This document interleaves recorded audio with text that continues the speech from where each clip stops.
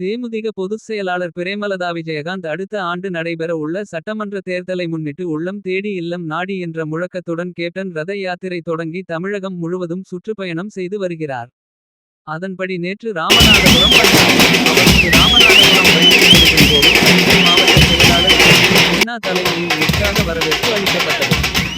ராமநாதபுரம் நகர் முக்கிய வீதிகளில் தொண்டர்களுடன் நடந்து சென்று பொதுமக்களை சந்தித்த பிரேமலதா விஜயகாந்த் அரண்மனை முன்பு நடைபெற்ற கூட்டத்தில் பேசினார். இதில் ஏராளமான தேமுதிக நிர்வாகிகள் தொண்டர்கள் கலந்து கொண்டனர்.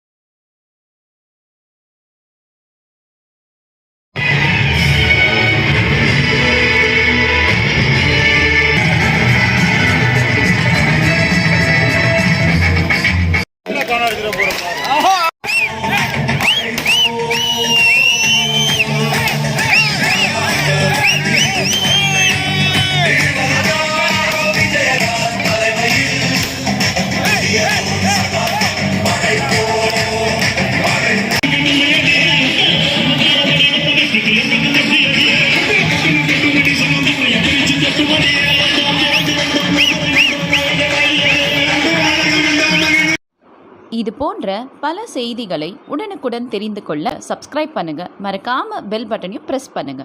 தேங்க்யூ.